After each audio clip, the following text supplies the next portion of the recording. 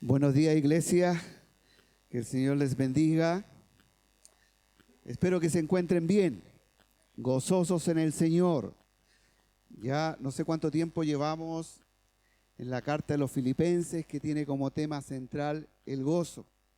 Estamos en el último capítulo número 4, donde el apóstol Pablo está encerrando la línea de pensamiento que ha venido exponiendo desde los capítulos anteriores.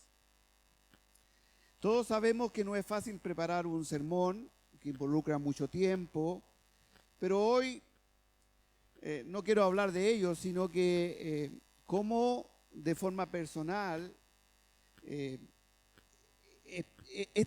estos versículos que vamos a tratar hoy día me han sacado canas verdes, por decirlo de alguna manera. Todos entienden esa expresión, ¿no es cierto? No solo prepararlo, sino poder entenderlo, pero más aún poder llevar a la práctica este conocimiento. Porque de eso se trata. O sea, podemos tener mucho intelecto, conocer mucho de la palabra, podemos conocer, ¿no es cierto?, lo que ha venido hablando el apóstol Pablo a los filipenses, pero también a nosotros. Pero en resumen, esto tiene un objetivo. Tanto el objetivo que tenía el apóstol Pablo hacia los filipenses, como también para nosotros. Que todo esto nosotros podamos ponerlo en práctica. Porque si no, nos transformamos simplemente en oidores. Entendemos lo que puede decir en un contexto intelectual, pero si esto no lo llevamos a la práctica, hay algo que no está funcionando correctamente. Entonces, esto claramente que yo también soy confrontado con esta palabra. Porque el sermón de hoy tiene que ver con algo que aún, con todos los avances de la tecnología, no se ha podido definir. No se ha podido saber a ciencia cierta de dónde nacen, cómo crean y están en todo ser humano. Es algo que no se puede palpar. Sin embargo, tampoco podemos desactivarlo. No podemos sacarnos, nos acompañan en cada instante y nos acompañarán mientras estemos vivos en esta tierra. Algunas religiones han basado su doctrina en cómo dominarla, pues creen que ahí está toda la esencia del hombre. ¿De qué estoy hablando? De la mente, de los pensamientos. Lo que muchos llaman en el presente, no sé si usted lo ha escuchado, que está muy de boga, la salud mental. Salud mental. La literatura reflexiona sobre la mente y los pensamientos. Exploran su poder, complejidad y la relación que existe entre la realidad. A través de personajes, narraciones, diálogos, los autores examinan cómo pensamos, cómo sentimos, cómo actuamos los seres humanos, cómo creamos conexión entre el mundo interior que cada uno tiene, pero también cómo nos relacionamos esto con el mundo exterior, donde todos nos desenvolvemos. La mente se refiere a un conjunto de funciones, valga la redundancia, mentales y procesos cognitivos que permiten a los seres humanos percibir, pensar, sentir, reaccionar al entorno. Incluye funciones como percepción, memoria, racionamiento, emociones, voluntad. Se considera que la mente está intrínsecamente ligada con el cerebro, aunque también se reconocen los procesos conscientes e inconscientes y procedimentales, métodos para ejecutar ciertas acciones. La mente es definida por algunos como el conjunto de procesos mentales como la percepción, la memoria, el pensamiento y la conciencia, que permite a un individuo interactuar con el entorno. La mente es responsable de la capacidad de comprender, razonar y tomar decisiones, así como de la experiencia subjetiva como emociones y sentimientos, lo que encierra en frases que todos ya, como dije, dominamos. Tratar de tener buena salud mental. Salud mental. Con esto en mente, le invito a leer Filipenses 4, 8 y 9, parte del sermón de hoy, la primera parte del sermón del día de hoy. Filipenses 4, versos del 8 al 9.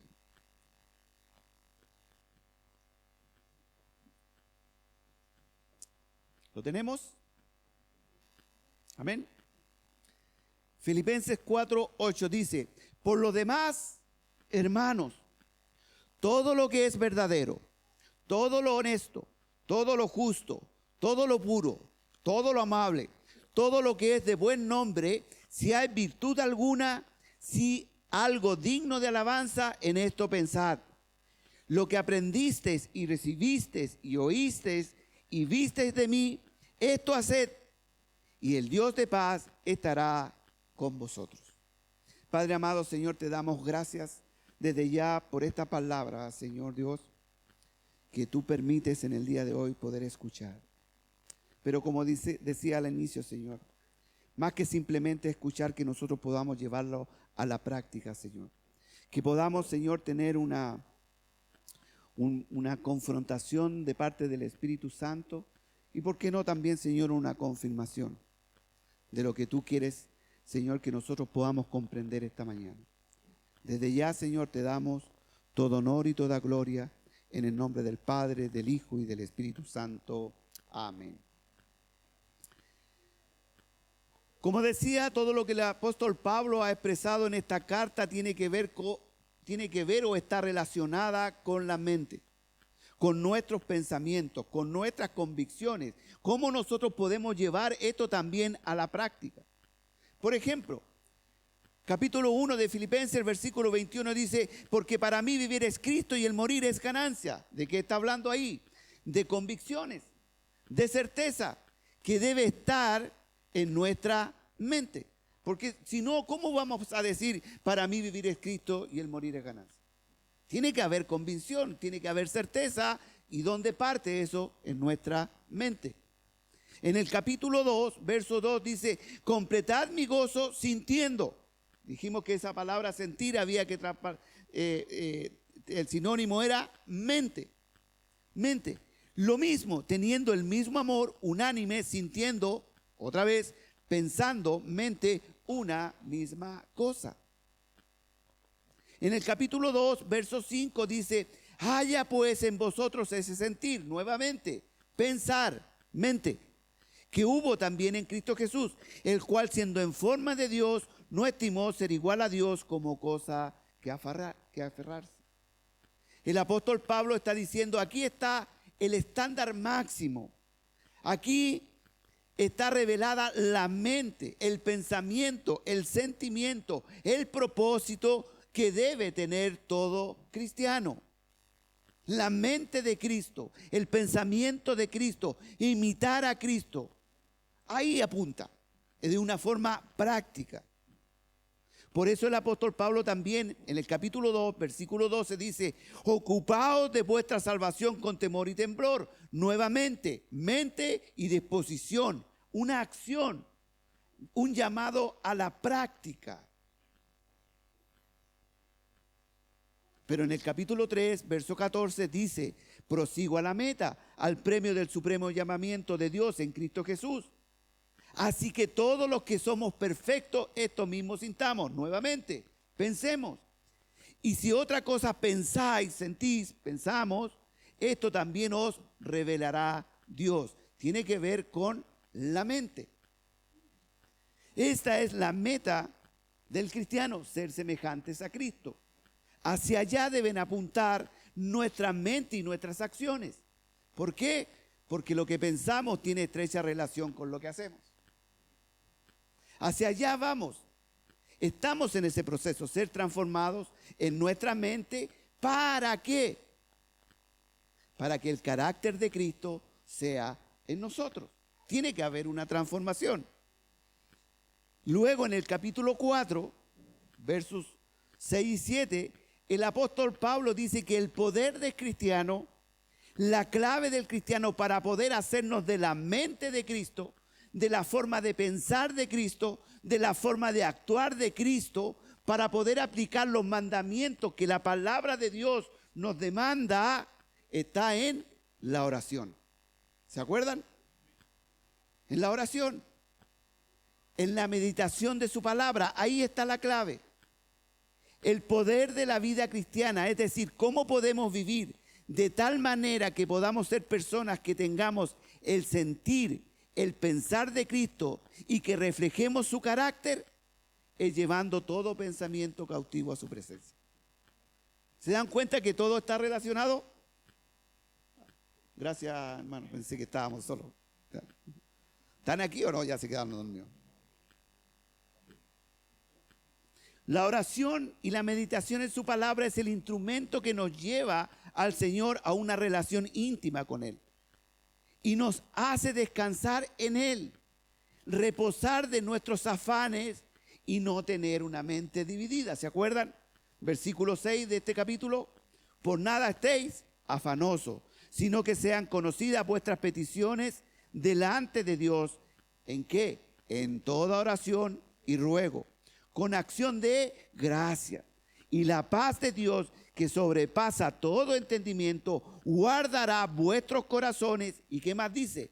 Vuestros pensamientos en Cristo Jesús. Mente. La oración es la clave. Sin oración no hay poder. Sin oración no podemos vivir la vida cristiana que Dios demanda. Sin oración no podemos conseguir el objetivo, el propósito de la vida cristiana, que es ser semejantes a Cristo. Sin oración no podemos imitar a Cristo, que es el estándar, que es a lo que nosotros, a lo que todo cristiano debe aspirar. La oración es el poder que nos impulsa a hacer la voluntad de Dios.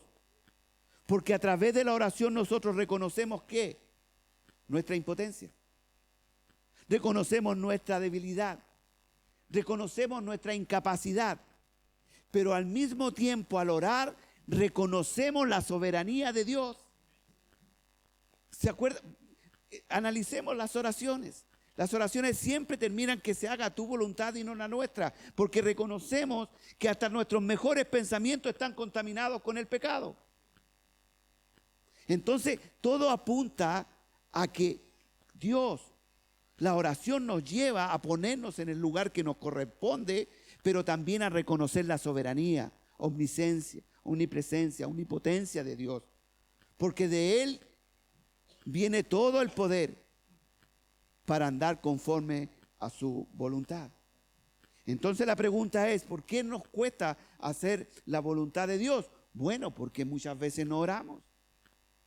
Porque no meditamos en su palabra. Porque no podemos hacernos del carácter de Cristo. Porque hay algo en nuestra mente que no está correcto. Ahora el apóstol Pablo va a decir también que el poder del cristiano está en lo que pensamos. En otras palabras, en donde está puesta nuestra mente, nuestros pensamientos van a revelar quiénes somos. Leamos de nuevo.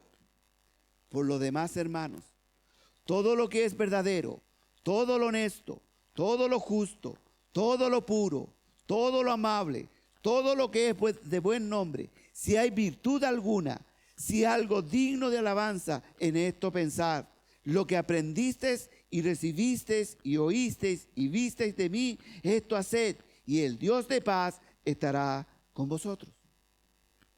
¿Quién puede decir a simple vista, si leemos estos dos versículos, que estamos en esto? En esto pensad. Le voy a nombrar dos cosas: todo lo verdadero, todo lo honesto. El apóstol Pablo está diciendo que así como la clave, el poder del creyente para evitar que tenga su mente dividida está en la oración, el apóstol Pablo dice también que el poder del creyente, del cristiano, está en lo que pensamos. En esto pensad. Esta es la frase, estas son las palabras que dominan estos dos versículos. Esta es la línea de pensamiento que exalta estos dos versículos. En esto pensad. En otras palabras, Dios nos da su poder, o mejor dicho, el poder de Dios está en nosotros de acuerdo a lo que pensamos.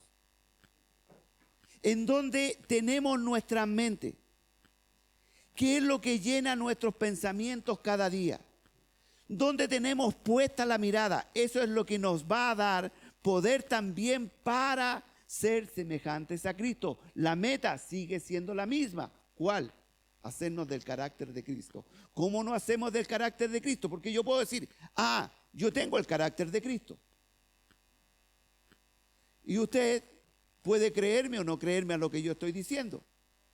Pero yo tengo la responsabilidad, si tengo el carácter de Cristo, de que esto sea visible. ¿O no? Claro. Tiene que ser visible. Ese es el propósito. Vivir de acuerdo a sus imperativos, para vivir conforme a su voluntad. Por lo demás, hermanos, todo lo que es verdadero, todo lo honesto, todo lo justo, todo lo puro, todo lo amable, todo lo que es de buen nombre, si hay virtud alguna, si algo digno de alabanza, en esto pensad. Ya este versículo se me hace un poco más difícil de poder asimilarlo, de poder cumplirlo. En esto pensad. ¿Dónde están sus pensamientos ahora en este mismo instante?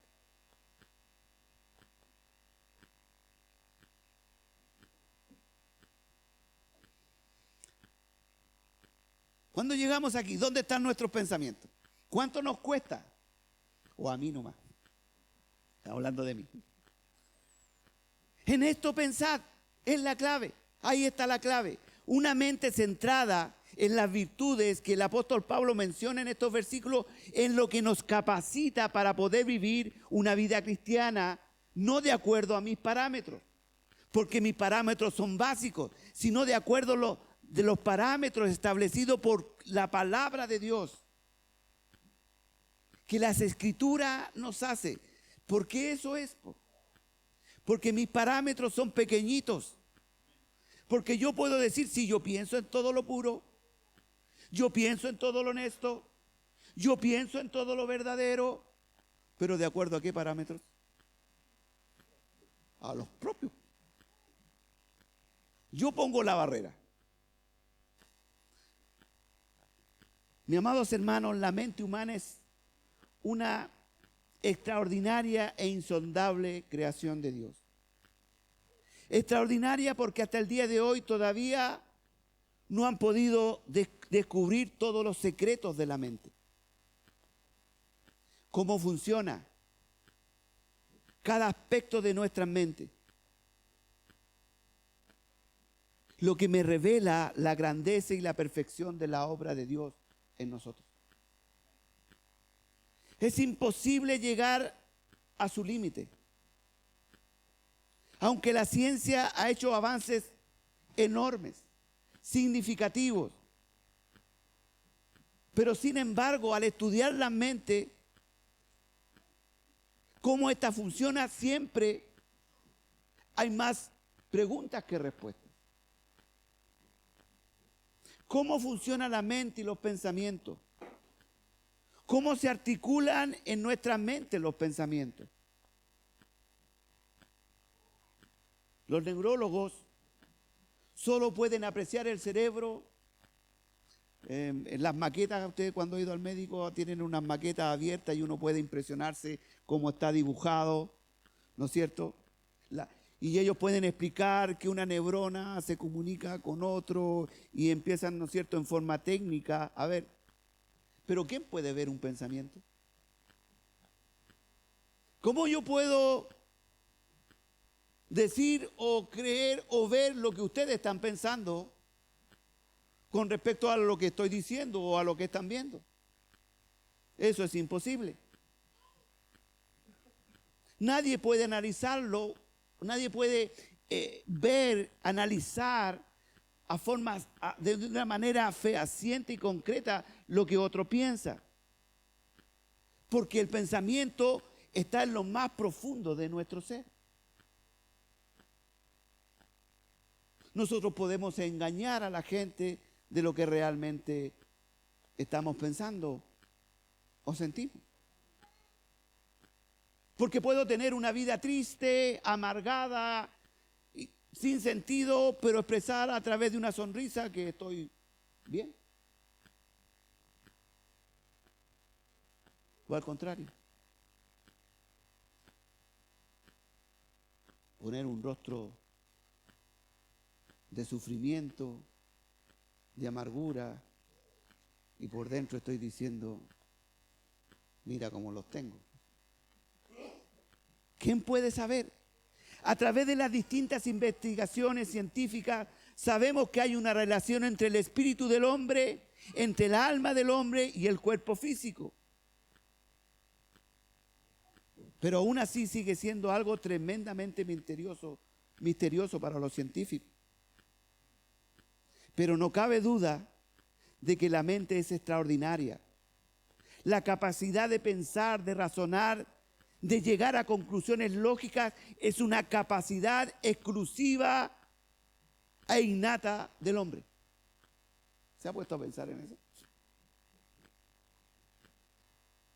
A muchos dicen que los animales piensan y razonan igual que nosotros, pero la verdad es que no es así. Lo que nos lleva a concluir que no puede ser un accidente, una explosión de cuerpos celestes, que la evolución de inicio a una raza humana, sino que si nos ponemos a pensar, esto es exclusivamente de un diseño extraordinario, magnífico de Dios, pero de la mente de Dios. No simplemente de un ser, sino que de la mente extraordinaria que Dios traspasó a nosotros como hombres. No sé si le puede asombrar esto. Muchos son los que se siguen preguntando, ¿cómo podemos entender la mente? Humildemente creo que es una pregunta sin respuesta, porque nosotros mismos no podemos comprender lo que pensamos. ¿Usted alguna vez, no voy a pensar, no sé cómo exponerlo, pero ¿ha reprendido sus propios pensamientos? Porque yo lo hago. Miren lo que hacemos, reprender nuestros propios pensamientos. Apártate de mí, Satanás, porque está aquí, clavando. Ahora, la palabra de Dios dice que existen dos tipos de mente. Vamos a ver la primera. La palabra dice que existen dos tipos de mente. La mente de los seres humanos en general, que es la mente de todos aquellos que no han llegado al arrepentimiento y la fe en Cristo Jesús. Es decir, cuya mente está gobernada por el pecado.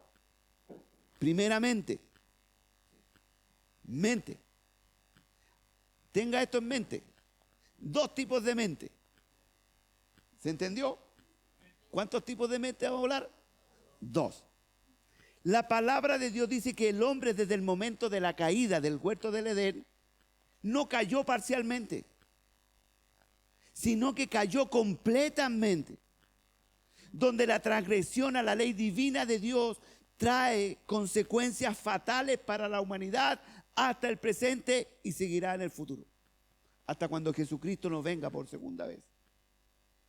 Esto implica que la caída no fue un error temporal, sino que fue una ruptura fundamental entre la relación del hombre ¿con quién? Con Dios.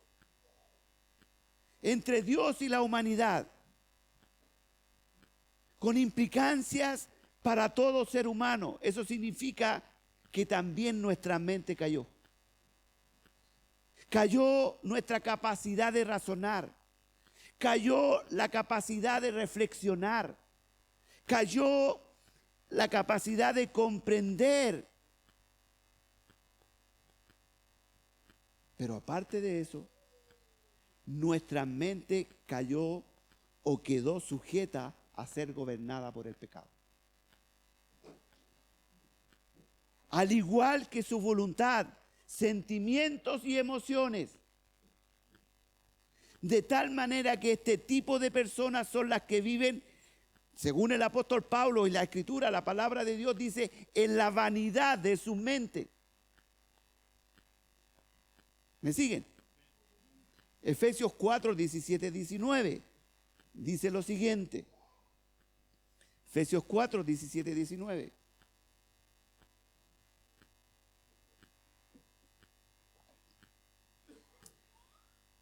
¿Lo tienen? Dice, amén, ¿sí? ¿Lo tienen? Dice, esto pues digo, el apóstol Pablo está diciendo, esto pues digo y requiero en el Señor.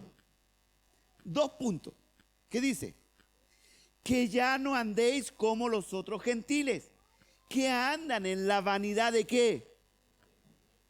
Teniendo el entendimiento entenebrecido, oscuro, triste, nublado.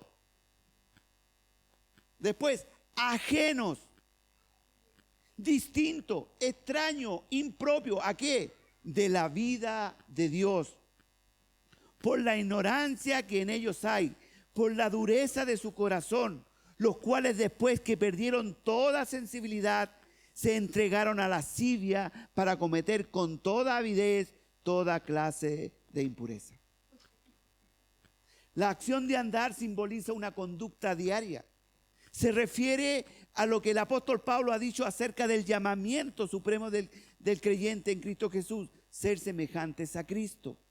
Nosotros debemos tener una perspectiva de vida, andar en forma diaria con el objetivo en nuestra mente de ser nuevamente en forma práctica que el carácter de Cristo sea nuestro carácter. Ahora yo sé que usted puede estar pensando, pero oye, ¿cómo yo voy a tener el carácter de Cristo? Si yo soy humano, Cristo es Dios, es divino. Al final, espero que tenga respuesta, no se la voy a dar.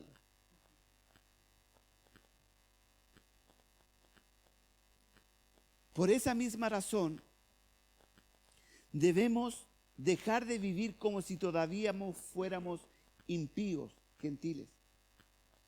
Todos los paganos impíos no regenerados andan en ¿qué? Dice el texto, en la vanidad de su mente.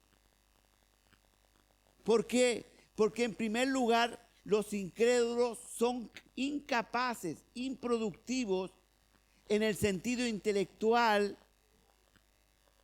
que puedan entender o comprender las cosas espirituales, morales. ¿Por qué? Porque andan ajenos a la vida de Dios. Su mente está reprobada, su mente está caída. Sus procesos racionales son distorsionados, inadecuados. No están en línea con lo que Dios demanda, por lo cual siempre fallarán en su entendimiento piadoso. Fallarán en una vida moral y espiritual de acuerdo a las demandas de Dios. ¿Por qué? Porque nuestra mente tiene conducta o siempre está inclinada ¿a qué? Al mal. Al mal. Su vida es vacía, es carente de sentido. Así lo dice la Escritura, Romanos 1, 20, 21.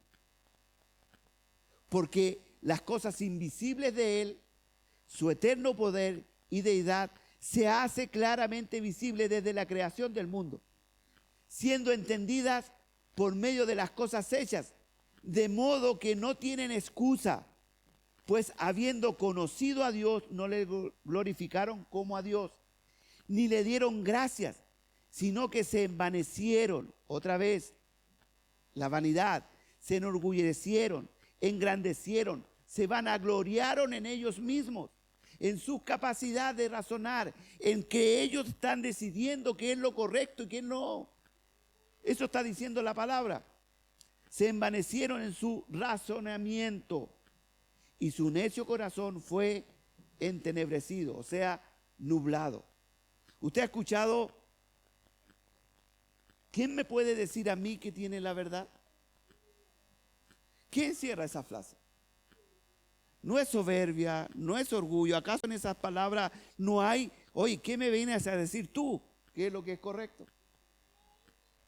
¿No hay un envanecimiento que yo tengo la razón siempre? ¿Y de eso dónde nace? En nuestra mente. Mire, el hombre es consciente de la existencia de Dios. Nadie puede decir que Dios no existe, aunque no crea que pueda ser salvo. Porque los ateos dicen, sí, yo, puede ser, pero yo soy ateo. Dice, el poder de la naturaleza divina del Creador se ha revelado.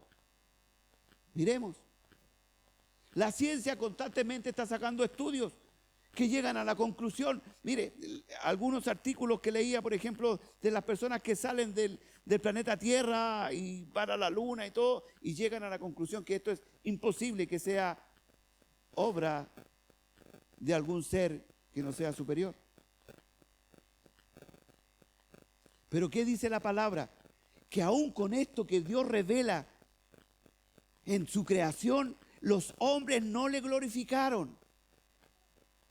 El fin último del hombre es glorificar a Dios. Glorificar es honrarlo, reconocer sus atributos, alabarlo por su perfección, es reconocer su gloria, exaltar su poder, es reconocer que nosotros somos finitos, pero Él es infinito. No darle la gloria de vida a su nombre es la afrenta más grande del hombre a su creador. Ni le dieron gracias. Se negaron a reconocer que todas las cosas buenas que disfrutamos provienen de Dios.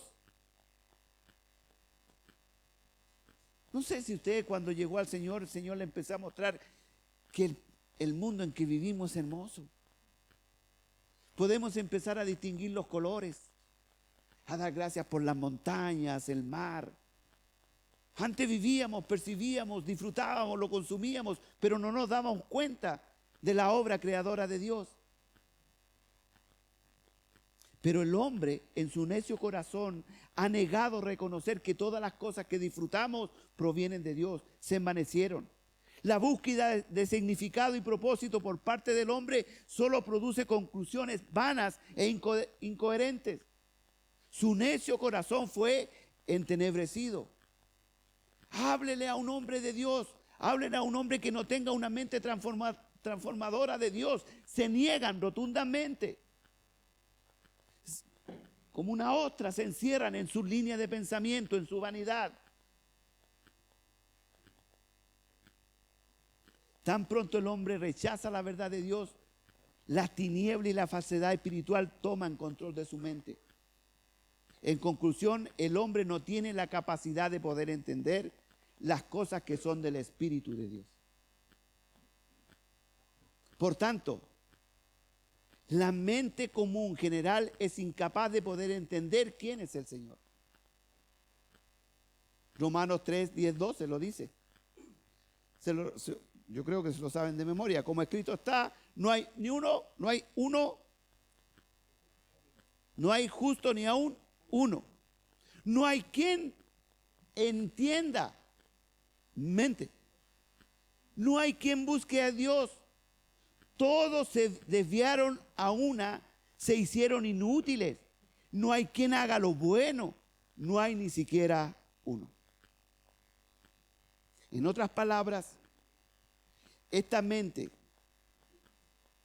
es insensible a las cosas de Dios. Este tipo de mente no puede comprender las cosas más esenciales de la vida, la que da respuesta a las preguntas más importantes del corazón. Esta es la mente general, una mente no regenerada, una mente común, una mente que no puede entender ni percibir las cosas de Dios, en la cual nosotros también estuvimos. ¿Se entendió esa o no? ¿Están aquí? Pero la palabra de Dios también dice, vamos a la segunda mente, que hay otro tipo de mente. La mente de aquellos que por la gracia de Dios ha sido regenerada, cambiada y transformada.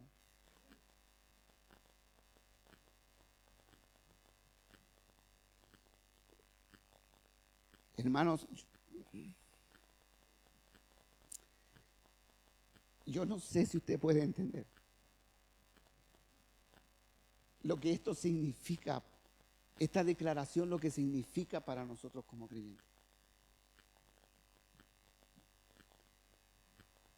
La mente de aquellos que por gracia de Dios ha sido regenerada, cambiada y transformada. La mente de aquellos que ha sido dotada, dice la palabra, renovado, reformado de su manera de pensar. Una mente que es libre para pensar y entender las cosas de Dios, su palabra y su propósito.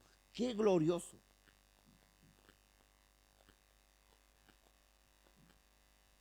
¡Qué extraordinario en poder entender que con mi inmoralidad, con mi mente reprobada, con mi mente que desprecia o despreciaba todas las cosas de Dios, aún así Dios me llamó a tener una mente renovada, a tener una mente distinta para poder entender, comprender los misterios de Dios, los designios de Dios para nuestra vida. Esta mente que ha sido completamente renovada, dice el apóstol Pablo en 1 Corintios 2:16.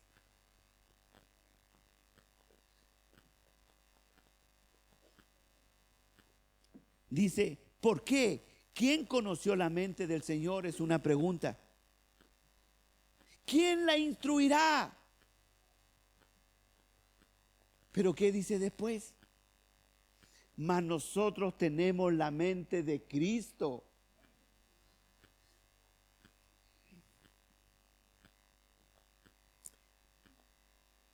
El apóstol está diciendo que tenemos la mente de Cristo y esto es extraordinario. Yo no sé si usted puede pensar y analizar esta verdad bíblica o lo que significa que nosotros tenemos la mente de Cristo. No está diciendo que usted podría, usted y yo tenemos la mente de Cristo, aquellos que hemos sido llamados a la presencia de Dios, hemos sido renovados en nuestra manera de pensar. ¿Por qué? Porque ahora tenemos la mente de Cristo. Entonces la pregunta es, si tenemos la mente de Cristo, si tenemos ese gran privilegio, si hemos sido escogidos por el Señor, no porque lo merezcamos y ya sabemos que eso es la gracia, pero si tenemos la mente de Cristo, la pregunta es, ¿cómo la expresamos? Si tenemos la mente de Cristo, ¿con qué la llenamos? Si tenemos la mente de Cristo, ¿cómo dotamos nuestra mente como cristianos para reflejar el carácter de Cristo? Si tenemos la mente de Cristo, ¿cómo nos capacitamos, dotamos nuestra mente para que nuestros pensamientos sean los pensamientos de Cristo?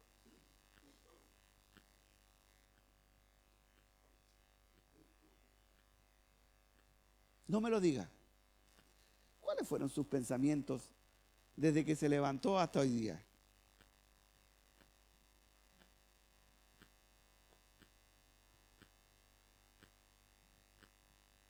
La respuesta a otra pregunta es en la medida y en la forma en cómo alimentamos nuestra mente.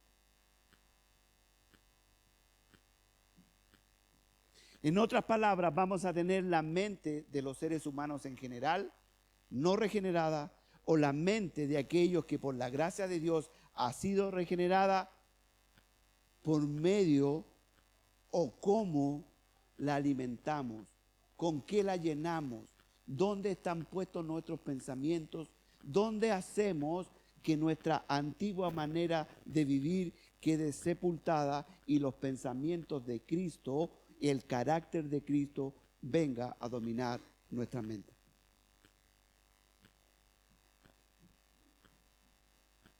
¿En qué y cómo usamos nuestra mente? ¿Con qué la alimentamos nuestra mente? Van a ser nuestros pensamientos y sentimientos. Porque estos se van formando en nosotros de acuerdo o en la medida con que nos llenamos. De acuerdo a aquellas cosas que vemos o pensamos o dejamos entrar en nuestra mente.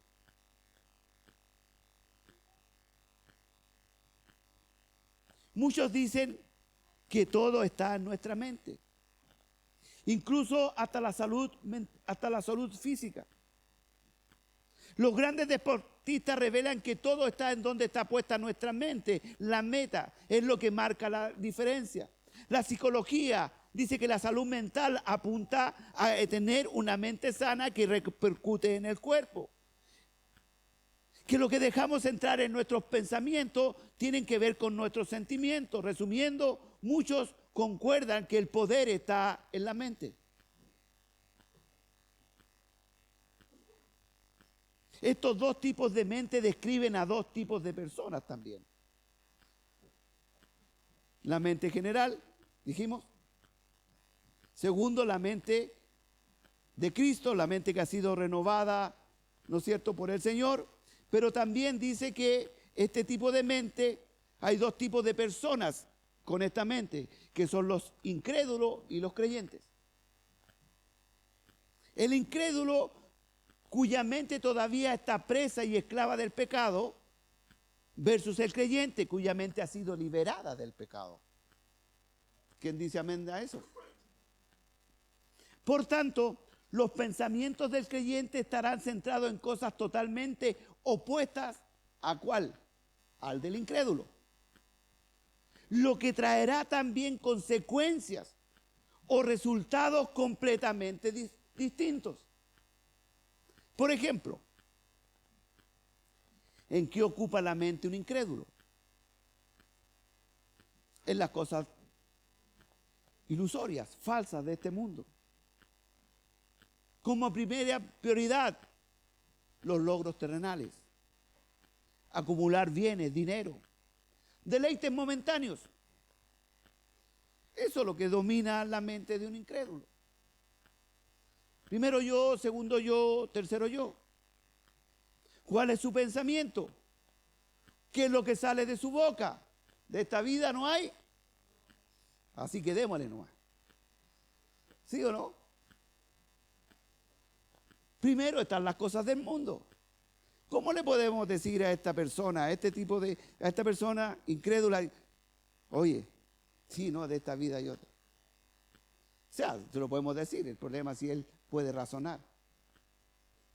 ¿En qué ocupa, o mejor dicho, en qué debe ocuparse la mente del creyente? Bueno, la mente del creyente debe estar puesta en las cosas trascendentales. No en este mundo, sino en la vida eterna, en lo porvenir. ¿Dónde debe estar ocupada la mente del creyente? En crecer espiritualmente. Esa es una mente renovada, en moldear su carácter. Vuelvo a decir, ¿a qué? Al carácter de Cristo. Debe ser el pensamiento de un cristiano. ¿Por qué? Porque él sabe y entiende que es una mente renovada y que debe tener convicciones sólidas. Porque él sabe y tiene la convicción de que un día tendremos que dar cuenta de todo lo que hacemos y dejamos de hacer. Pero eso no es todo, sino que un día estaremos frente a frente, cara a cara con el Señor. Se da cuenta que son líneas de pensamiento y sentimiento totalmente opuestas. ¿En qué ocupa la mente un incrédulo? En satisfacerse. Podemos entender que son dos enfoques totalmente opuestos, distintos, dos visiones completamente diferentes de la vida. Y por ende tiene consecuencias también diferentes. Muerte eterna y vida eterna. ¿Podemos poner honestamente esto en una balanza? Nosotros como personas, ¿podemos poner esto en una balanza? ¿Hacia dónde se inclinan nuestros pensamientos? No me lo diga. ¿A dónde se inclina la balanza? ¿Qué ocupa mi mente? ¿A dónde se inclinan mis pensamientos?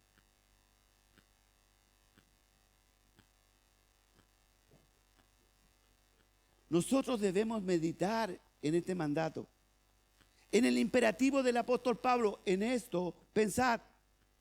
El llamado es analizar dónde está puesta nuestra mente, en qué se ocupan nuestros pensamientos más íntimos, si realmente hay convicciones sólidas y profundas en lo que profesamos ser. Porque si yo aquí hago una encuesta, ¿qué diríamos que somos los que estamos aquí? Cristianos. No es que yo sea profeta, pero... Si yo preguntara, todos diríamos, yo soy cristiano, pero la pregunta es, ¿podemos decirlo?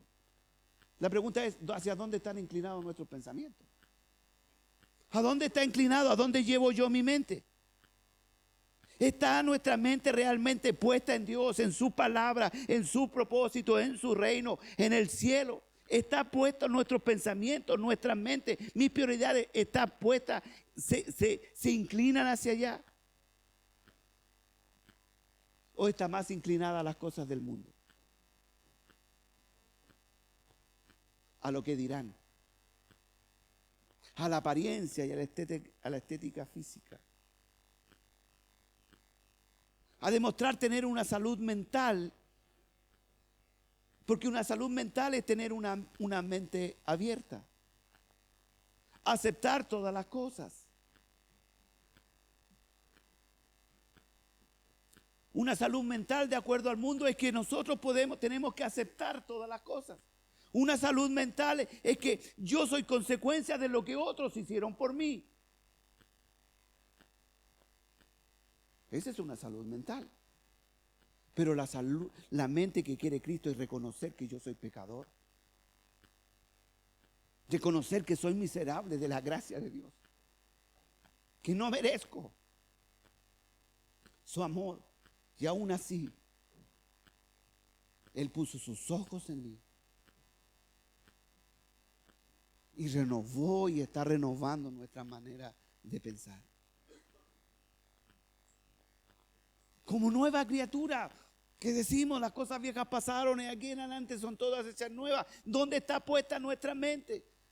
Sigo pegado a las cosas de esta tierra. No estoy diciendo que usted viva en las nubes. No estoy diciendo que usted deje de trabajar, que no se preocupe de su familia. Lo que estoy diciendo, ¿dónde está su prioridad? ¿Dónde está puesta su mente? Porque si tenemos puesta en la mente Cristo, todo lo que viene hacia abajo va a ser conforme a Cristo. Pero si su mente no está puesta en Cristo, mire al mundo. No debemos olvidar que la mente sin Cristo está dominada por la naturaleza pecaminosa, vacía, caída del hombre, de tal forma que servirá como instrumento para el pecado. Intrascendente, buscará su propia satisfacción, basada movidos por el orgullo, la vanidad, el egoísmo. Hermano, si hasta la aparente generosidad de nosotros mismos como creyentes muchas veces está disfrazada de orgullo y vanidad, porque no somos honestos y no somos generosos porque seamos, porque es parte del carácter de Dios, sino porque esperamos retribución, porque esperamos que se reconozca que soy generoso. Pero de la generosidad que habla el Señor es de aquella generosidad que nadie puede ver. Esa generosidad que nace del corazón, que no espera retribución alguna. Hermanos, si hasta nuestras buenas intenciones están contaminadas y movidas por el pecado, por una mente no regenerada. Eso debe detenernos a pensar. En esto pensar. Debemos analizar qué hay en nuestra mente. Pensemos. ¿Cómo vestimos? ¿Qué estilo de música escuchamos? ¿Qué introducimos en nuestro cuerpo? ¿Qué queremos demostrar cuando nos tatuamos o cuando colocamos aros y una simple de cosas? Hermano, yo no tengo el poder ni tengo la autoridad de enjuiciarlo a usted, pero la pregunta es, ¿cuál es el parámetro que mido mis pensamientos? ¿Cuál es el parámetro que yo puedo decir que yo tengo una mente de Cristo? Es donde están puestos nuestros intereses. Lamentablemente la industria de la televisión, el entretenimiento a nivel mundial ha descubierto esto y están gobernando la mente de las personas, de los seres humanos, seduciéndolos por la música, por medio de la entretención.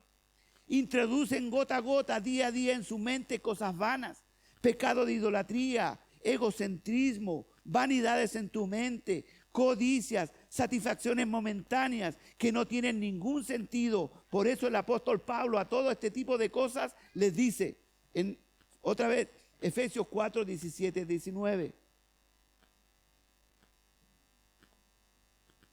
Esto pues digo y requiero en el Señor. Eso lo está hablando a la iglesia, que no andéis como los otros gentiles que andan en la vanidad. O sea, que tienen una mente vacía, su mente llena de porquería y basura. Que no anden en la vanidad de su mente, teniendo entenebrecido, oculto, ¿qué cosa? Ajenos de la vida de Dios, por la ignorancia que en ellos hay, por la dureza de su corazón, los cuales después que perdieron toda sensibilidad, se entregaron a lascivia, lujuria, erotismo, obscenidades, para cometer con avidez, ansia, anhelo, afán, apetito, hambre, toda clase de impureza. Vanidad es algo vacío, es algo hueco, es algo sin contenido, es inconsistencia. Es como el tábano que es arrebatado, como dice el Salmo 1, que es llevado por cualquier viento de doctrina. Ahora este tipo de cosas atrae la atención de multitudes que buscan llenar sus pensamientos con estas cosas precisamente vanas y inútiles. Y después nos quejamos cómo está nuestra juventud, nuestra adolescencia. ¿Qué es lo que pasó en Milipilla? ¿Qué le pasó en la escuela de San Pedro de la Paz? ¿Qué está pasando con nuestros hijos? ¿Qué está entrando en la mente de ellos y de nosotros? Hay una frase famosa escrita por Gustavo Le Bon que dice, las masas no piensan. Bon es un libro de psicología de las masas, obra publicada en 1895, explora las características psicológicas de las multitudes y cómo los individuos tienden a perder su racionalidad y juicio crítico cuando se encuentran en una masa. Según la enciclopedia, Bon fue un psicólogo social francés y uno de los pioneros en el estudio de las multitudes. Bon afirma que en su libro que las masas son influenciables, emocionales y fácilmente llevadas por líderes carismáticos, lo que dificulta la reflexión y el pensamiento individual. Además, el libro de Bon describe la mentalidad de las masas como autoritaria, intolerante, conservadora, lo que sugiere que la capacidad de pensamiento independiente se va viendo comprometida por medio de las multitudes. Pero hay otra línea de pensamiento. Sigmund Freud fue un médico neurólogo austriaco de origen judío, padre del psicoanálisis y una de las mayores figuras intelectuales del siglo XX. No está de acuerdo con Bon, que afirma que las masas no piensan, Por su parte, Freud dice que las masas sí piensan, pero de forma elemental, que ante cualquier estímulo mínimo reaccionan frente a una sugerencia como si fuera una verdad absoluta. Eso revela la debilidad de la mente. Hoy tenemos precisamente esto y el apóstol Juan lo describe en 1 Juan 4:5. Ellos son del mundo, por eso hablan del mundo y el mundo los oye. Esa es su pertenencia, por eso hablan del mundo y actúan como el mundo. ¿Por qué? Porque su mente está puesta en el mundo. En cambio, Lucas dice en 6:45, de la abundancia del corazón habla la boca. Mire, el incrédulo, el que no tiene la mente renovada, su sentido de pertenencia está en el mundo. Está en esta tierra, ellos son del mundo, por eso hablan del mundo, de sus actitudes, cómo se viste, cómo hablan, cómo reaccionan. ¿Qué es lo que siguen? Y el mundo los oye, el mundo los aplaude, el mundo los imita, el mundo los sigue, el mundo se rinde pleitesía en esa mente no renovada. Y le siguen. Pero lo más lamentable, lo más doloroso es que frecuentemente encontramos a creyentes seducidos por este tipo de mentalidad, de banalidad. Y eso sí es una absoluta contradicción. ¿Por qué? ¿Cómo es posible que un creyente tenga o pueda pensar como un incrédulo? La palabra dice que es imposible. ¿Por qué? Porque el creyente tiene la mente de Cristo. Entonces la pregunta es, ¿soy creyente? Yo no estoy cuestionándolo a usted, sino que preguntémoslo nosotros si realmente somos creyentes. Si somos lo que decimos ser cristianos. Y si decimos que somos cristianos, entonces ¿dónde está puesta nuestra mente? ¿En qué usamos nuestro pensamiento? Lo hacemos para glorificar a Dios, para darle gloria a Dios, para recibir de Cristo y llenarnos de Cristo, empaparnos de Cristo, para que mis pensamientos sean conformes a los de Cristo. ¿Cómo puede ser posible que los creyentes estén alimentando su mente con cosas que claramente son de este mundo, que no tienen ninguna importancia para la vida espiritual? ¿Qué vemos en la TV? ¿Qué tipo de dibujos animados estamos entregando a nuestros hijos? ¿Cómo lo estamos alimentando? Mateo 7:9 dice ¿qué hombre hay que de vosotros que su hijo le pide pan y le dará una serpiente? Bueno, lo que nosotros permitimos que nuestros hijos vean es lo que debemos analizar, si estamos dando pan o estamos dando serpiente. Muchas veces nosotros permitimos que la mente de nuestros hijos y nuestra mente sea llenada de porquería, de serpientes, que nos apartan de la misericordia, del amor y de la gracia de Dios. Es triste ver en el presente que muchas personas están en la nebulosa de su mente, están siendo entrenadas para enfocarse en aquello que no conviene, en moldearse a este mundo, a lo que el mundo exige, a lo que el mundo quiere. Pero la palabra de Dios dice, no os conforméis a este siglo, sino transformaos por medio de la renovación de vuestro entendimiento, mente, para que comprobéis, comprobar, verificar, examinar cuál sea la buena voluntad de Dios, agradable y perfecta. No basta con que observamos este versículo de memoria, sino analizamos nuestros pensamientos. Segunda de Corintios 10:5 dice, derribando argumentos de toda altivez. ¿Qué está diciendo con eso? Derribando la arrogancia, la vanidad, la soberbia, el egoísmo, derribando eso que está en nuestra mente, que se levanta ¿contra qué? ¿Contra el mundo? ¿Contra nuestros vecinos? No, contra el conocimiento de Dios. ¿Y qué dice? Llevando cautivo, prisionero, confinado, todo pensamiento, ¿a qué? Estoy solo, me voy. ¿A qué? ¿A qué? Nos da miedo hasta decirlo. Seamos honestos. Llevando todo argumento, toda altivez, toda arrogancia, toda vanidad, toda soberbia. Hermanos, a todo pensamiento, a la obediencia de Cristo.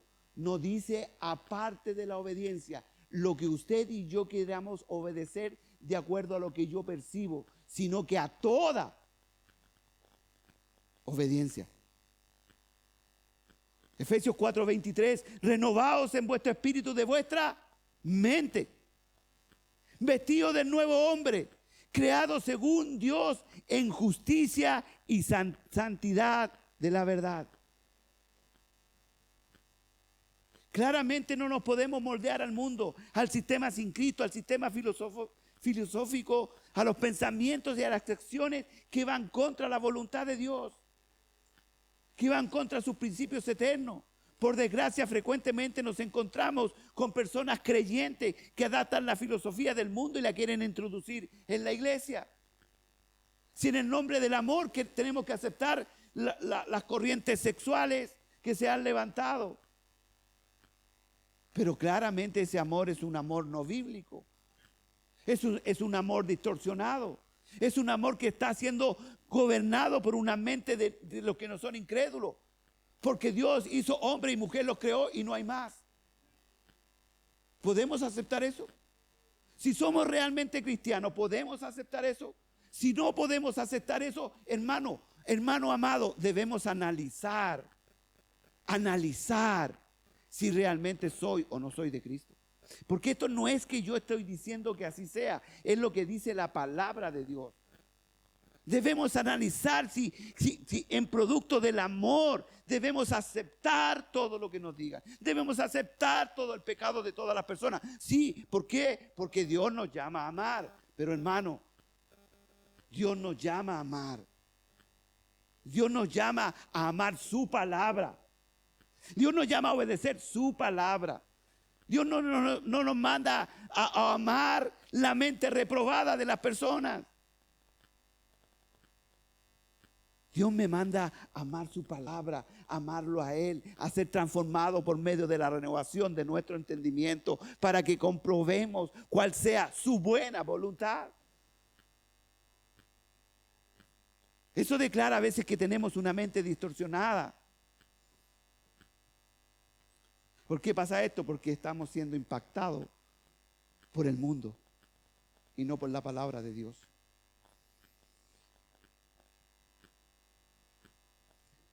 Proverbios dice, donde están tus pensamientos está tu corazón. Y tal es. Por eso el apóstol Pablo dice, por lo demás, hermano, todo lo que es verdadero, todo lo honesto, todo lo justo, todo lo puro, todo lo amable, todo lo que es de buen nombre, si hay virtud alguna, si algo digno de alabanza, en esto pensad. Aunque Cristo no aparece aquí como palabra, estos son atributos de Cristo, que vamos a ver la próxima semana, si el Señor lo quiere. No debemos pensar. Nosotros tenemos que pensar en esto. Nuestra mente debe estar llena de Cristo. Alguien dijo, hay una relación directa entre lo que pensamos, entre lo que sabemos y lo que pensamos. Lo que hay en nuestra cabeza es lo que hacemos también con nuestra vida. Malos pensamientos producen mal fruto. Buen pensamiento produce buen fruto. Pero cada uno es su propio jardinero. Lo que siembra, cosecha. Por eso es importante que entendamos, hermanos, que no tenemos, o que tenemos, mejor dicho, una batalla diaria aquí. La batalla no está en que declaremos, en que decretemos, en que lo levantemos con buenas vibras,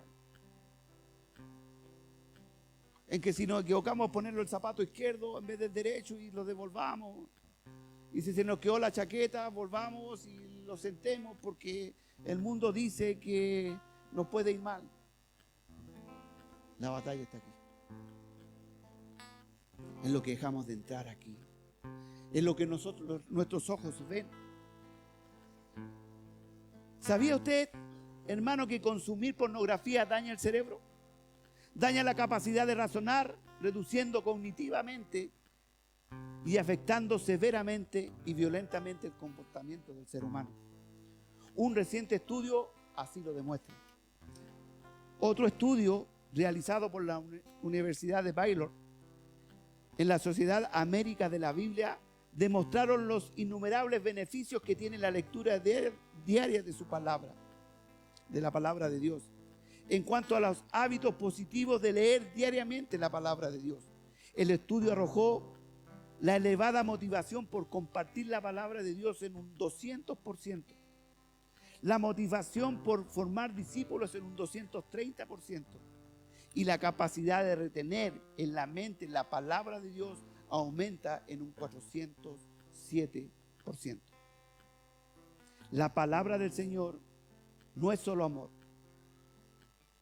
también es corrección, también es reprensión, también nos exhorta y nos limpia, nos sana y santifica y nos corrige para toda buena obra. Toda la Escritura es inspirada por Dios, útil para enseñar, para redarguir, para instruir en justicia, a fin de que el hombre de Dios sea perfecto, a fin de que el hombre de Dios, pongo énfasis en esa frase, a fin de que el hombre de Dios sea perfecto, enteramente preparado para toda buena obra. Invito a los hermanos que repartan los símbolos, por favor.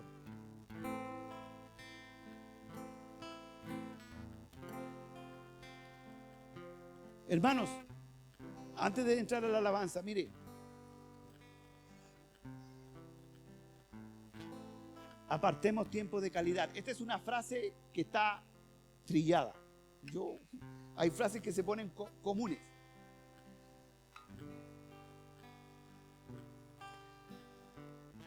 Tiempo de calidad. Y todos decimos tiempo de calidad. No, yo paso poco tiempo en la casa, pero el poco tiempo que tiempo es tiempo de calidad. ¿Sí o no? Es algo que está en nuestra mente. Y si alguien le dice algo, no, yo tengo tiempo de calidad. ¿Y cómo está el tiempo de calidad con nuestro Señor?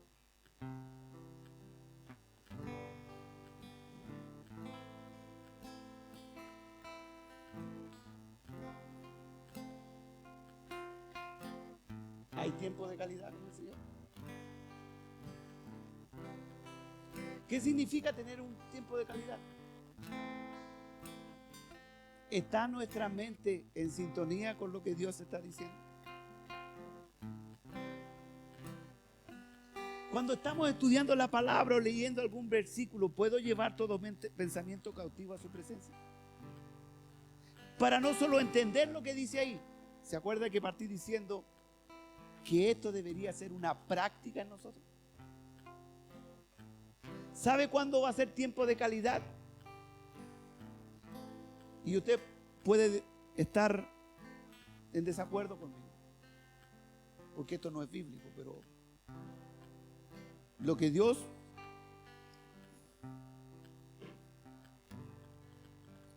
me confrontó es si ese tiempo de calidad que yo invierto en el Señor se ve reflejado en mi vida. Si no, no hay tiempo de calidad.